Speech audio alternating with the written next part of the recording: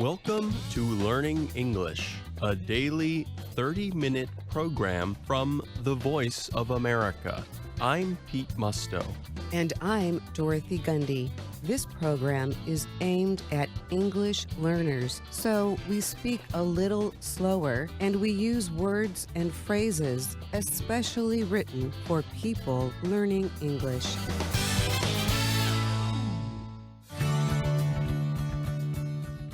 Today on the program, you will hear the English expression teaching series, Words and Their Stories, with Ana Mateo.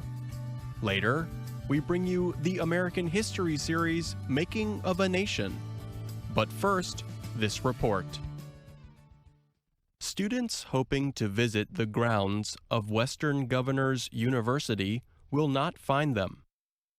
WGU operates entirely over the Internet. But that is not its only difference from most other colleges and universities in the United States. It does not have classes or professors either, at least not in the traditional sense. WGU is a private, not-for-profit school that offers study programs leading to a bachelor's or master's degree. Its programs have been approved by educational accrediting agencies.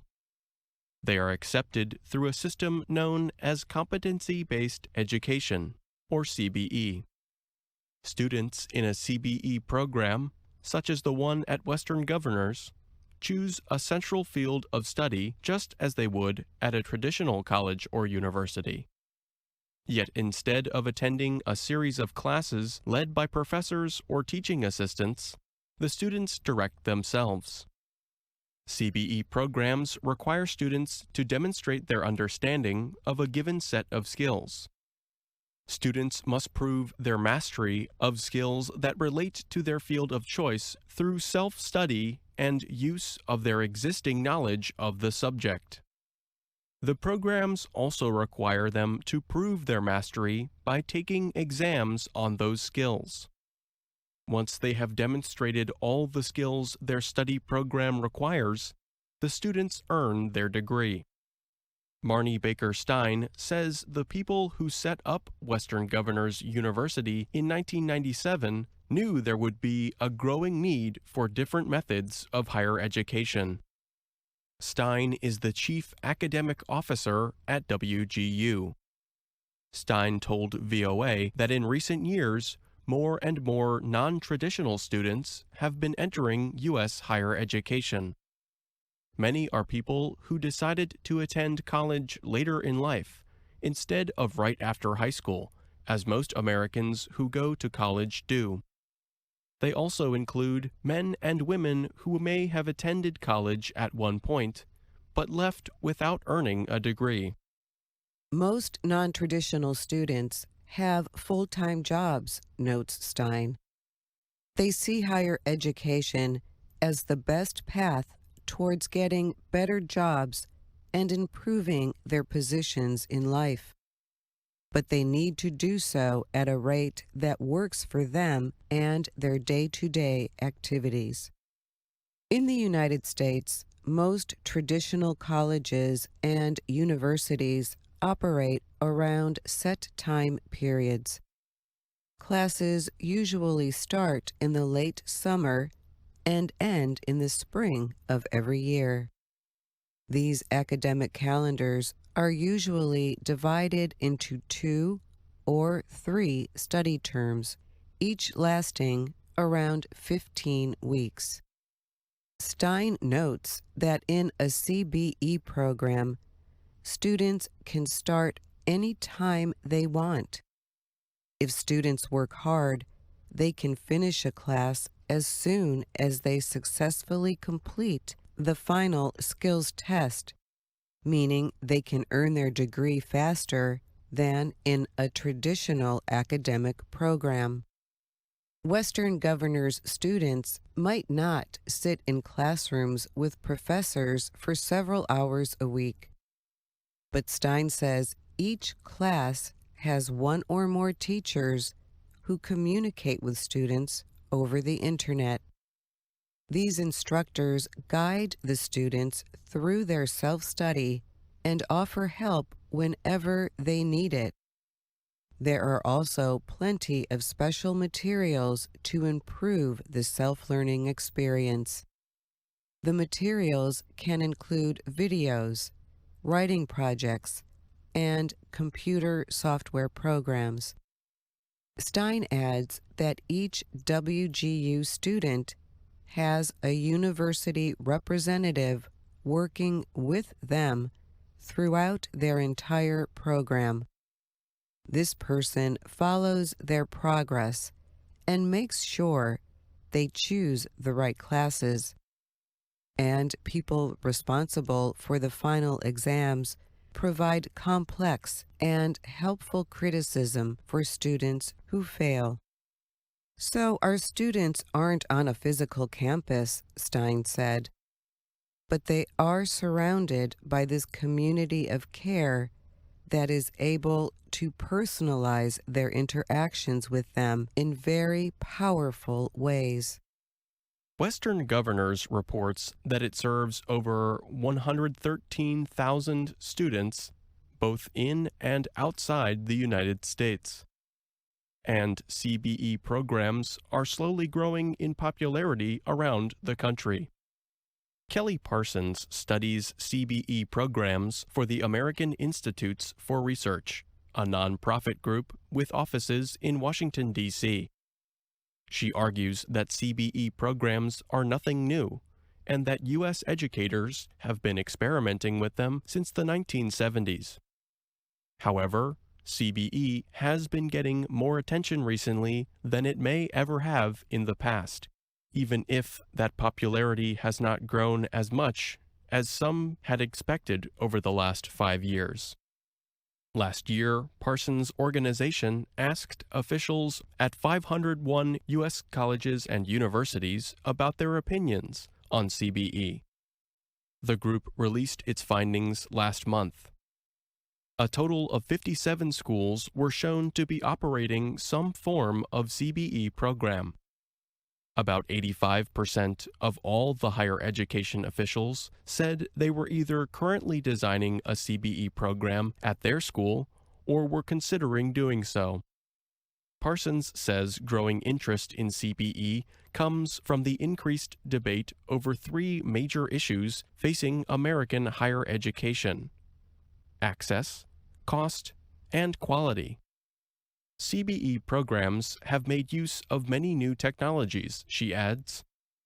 This helps reduce barriers for non-traditional and other students by bringing higher education to them. And programs that permit students to work at their own speed may save students money by reducing the time it takes for them to earn a degree. Also, Parsons says many companies struggle in placing value on what a job candidate may have learned from a psychology or history study program, for example. Employers are not satisfied just knowing that someone has a degree, she said. They want to know what skills they have. CBE classes are based on mastering a skill, like how to solve a given security problem or write a project proposal, instead of a general area of knowledge. So a student's academic records show exactly what skills they offer to an employer rather than just a grade point average. But some educators have concerns about the value of the education CBE programs offer. Johan NIEM is a professor of U.S. history and higher education policy at Western Washington University in Bellingham, Washington. NIEM argues that the purpose of higher education is not simply to help students earn a degree. It should teach students how to think critically, understand the subjects they are studying more deeply, and see how they are connected to other subjects. That way, they can put the knowledge to better use. You don't need to just master a set of skills or a small body of knowledge, he said. You need to explore, think, get shaken, have a conversation, struggle. And those things take time. They take relationships. They take actually being in an environment where those are the most valuable things. The promises of easier access and lower cost will likely make CBE programs more desirable for students from poor families, says NIEM. But as the quality of the education in these programs may be lesser, low-income students may not actually be any better off in the end. Instead of supporting CBE, he adds, policymakers and educators should look for ways to improve access and reduce costs for traditional higher education. I'm Dorothy Gundy. And I'm Pete Musto. Now, the VOA Learning English program, Words and Their Stories. Today, we talk about an amazing animal and an expression it has given us, the crocodile. First, why are they amazing? Well, crocodiles are experts at survival. Scientists say they first appeared 200 million years ago and have outlived the dinosaurs by some 65 million years. One reason they are such good survivors is that they can go for a very long time without eating. And they are expert hunters. They use their strong jaws to bite their prey, and then they swallow their food whole. Here's another fun fact about crocodiles. When they lose a tooth, they grow one right back. A crocodile can go through 8,000 teeth in one lifetime. Okay, while these facts are fascinating, they really do not help to explain today's expression. Crocodile tears. Simply put, crocodile tears are fake sadness. You pretend to cry and feel badly for something, when in fact, you could not care less. A great word to describe crocodile tears is insincere. But don't take my word for it. Let's hear country western singer Dale Watson sing his song, Crocodile Tears. Crocodile tears, they're tearing me apart. I know they're not sincere, still they break my heart. But why do tears from an ancient, unfeeling reptile mean false sadness? Well, the expression crocodile tears comes from an old myth that crocodiles would shed tears while eating their prey. Writers on the website crocodilian.com claim that this myth was in use by the 1200s. A religious worker from that time wrote that if a crocodile found a man by the water, it would kill him if it could. Then the crocodile would cry tears on the man, but then finally swallow him. Another myth about crocodile tears suggests the animals are very crafty indeed. Crocodiles, the story goes, would cry tears as a false show of guilt or grief to trick their prey. The prey would come closer and then become dinner. Of course, we know now that these stories are not true. Scientists explain that crocodiles do create tears. The fluid helps to clean its eyes. But crocodiles do not cry. crying is purely emotional and is reserved for us humans. So that is the origin of the phrase crocodile tears. Now let's talk about how and when to use it. This is a common expression, and we use it in any situation. So I could say it to my best friend as easily as I could to colleagues at work. But please note, you do not have to have actual tears flowing down your face to have crocodile tears. If you fake sadness or regret by using only words, others can still accuse you of having crocodile tears. One last note about this expression. Sometimes crocodile tears are worse than insincere. Sometimes they are also hypocritical. Those are the times you are showing sadness, but actually, in your heart, you are quite happy about the situation. And that's all the time we have for Words and Their Stories.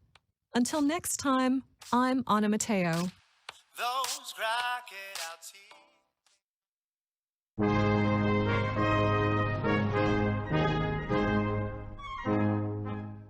Welcome to the Making of a Nation, American History in VOA Special English. President Abraham Lincoln led the Union of Northern States in 4 years of civil war against the Southern Confederacy. But he did not live to see the end of the war. He did not live to see the nation reunited. He was assassinated in April of 1865. Shep O'Neill and Morris Joyce tell what happened after Lincoln died. Almost immediately, officials began planning details of the president's funeral. They asked Mrs. Lincoln where she wanted her husband buried. At first, she said Chicago. That was where the Lincolns were going to live after they left the White House. Then she said the Capitol building in Washington. A tomb had been built there for America's first president, George Washington, but it had never been used. Finally, she remembered a country cemetery they had visited. At the time, her husband had said, "When I am gone, lay my remains in some quiet place like this." So Mrs. Lincoln decided that the president's final resting place would be in the quiet, beautiful Oak Ridge Cemetery outside their hometown of Springfield, Illinois. For several days after Lincoln's assassination, his body lay in the East Room of the White House.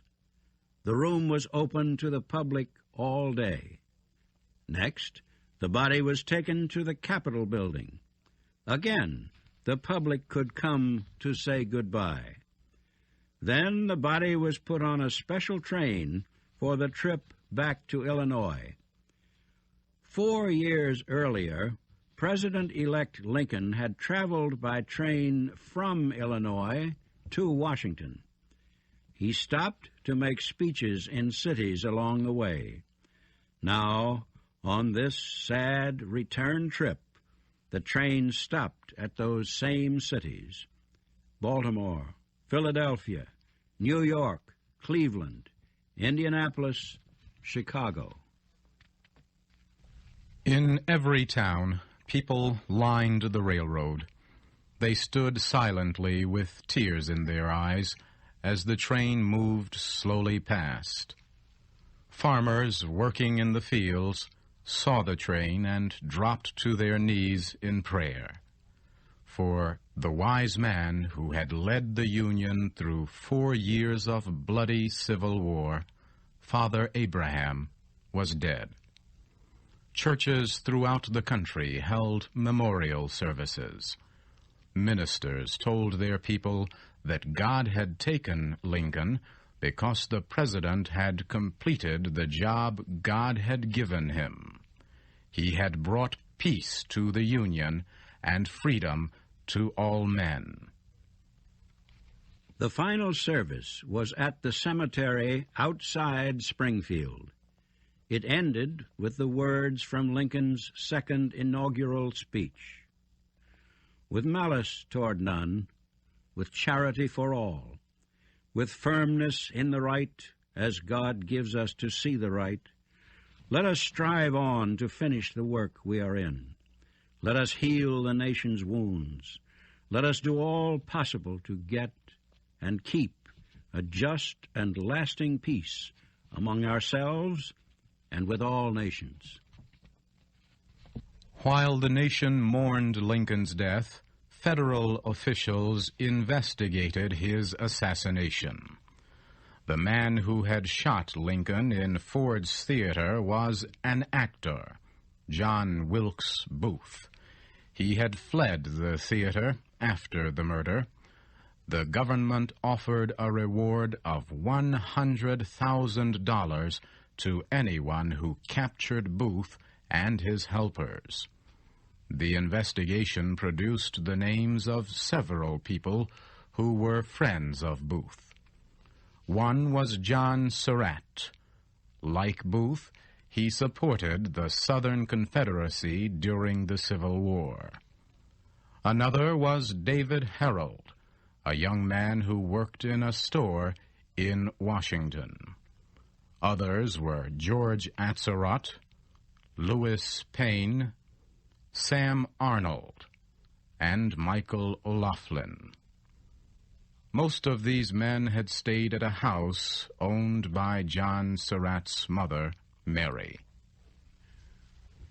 One by one, in the days following Lincoln's death, these people were arrested.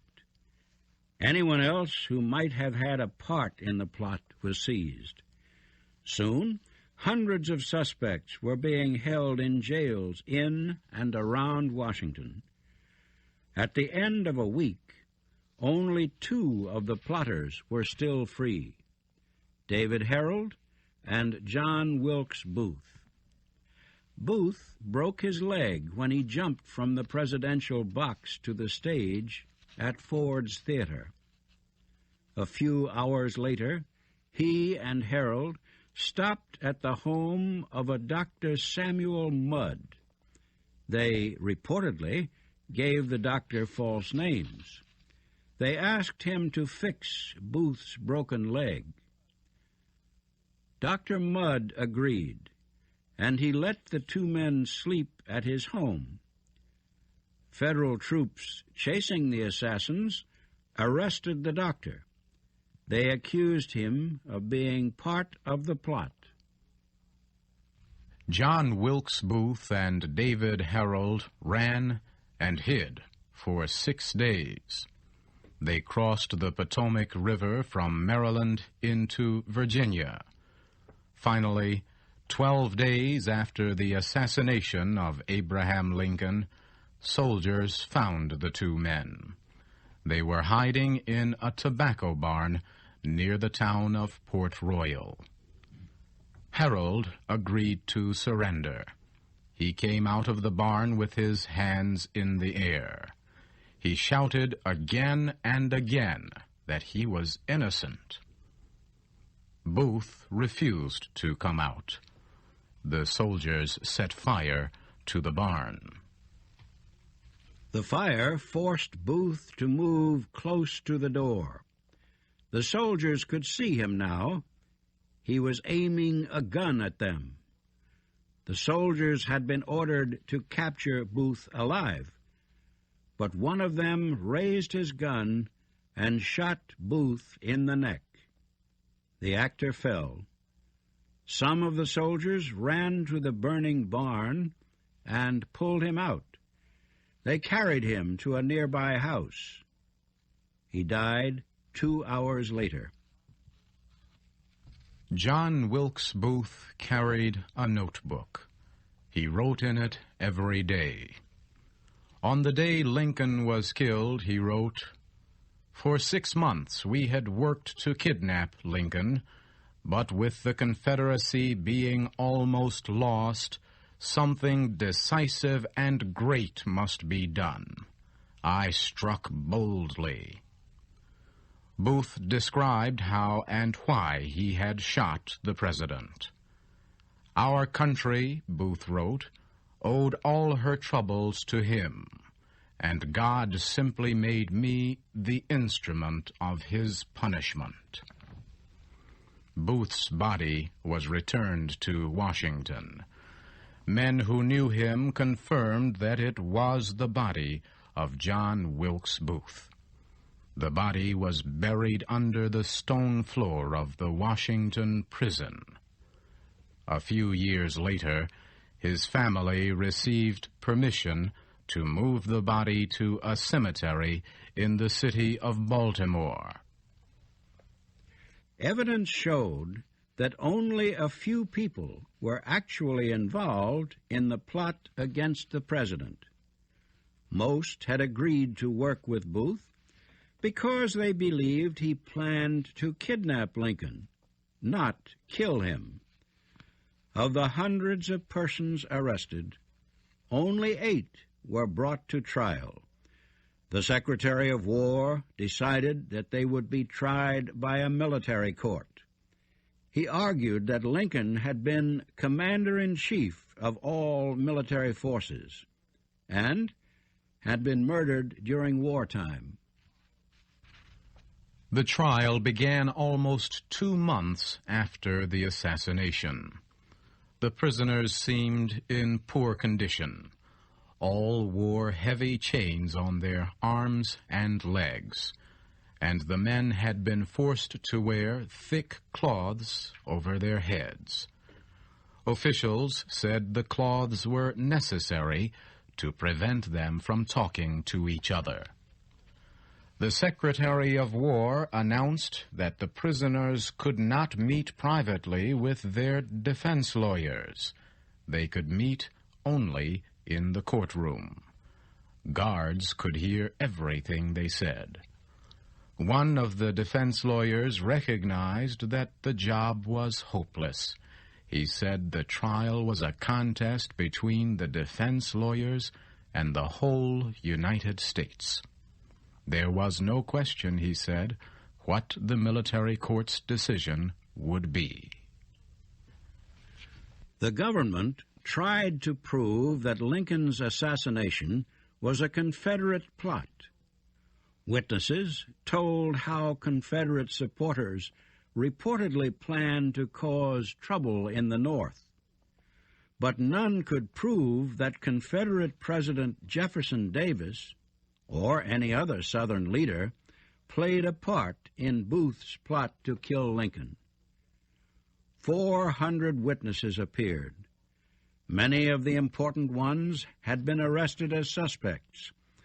They agreed to give evidence if the government dropped the charges against them. For 6 weeks, the court heard evidence against the 8 prisoners. The prisoners themselves could say nothing.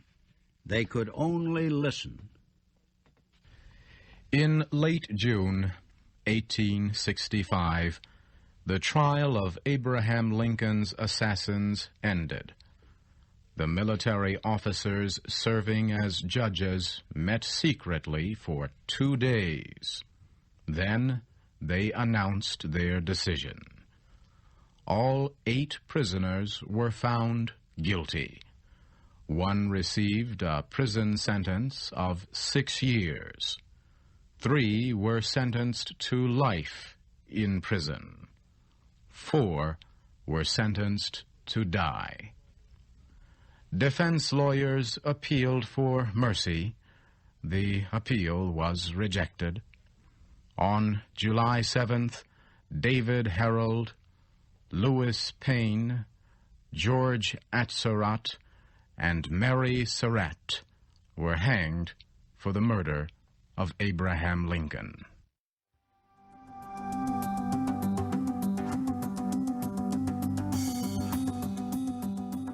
And that's our program for today. Listen again tomorrow to learn English through stories from around the world.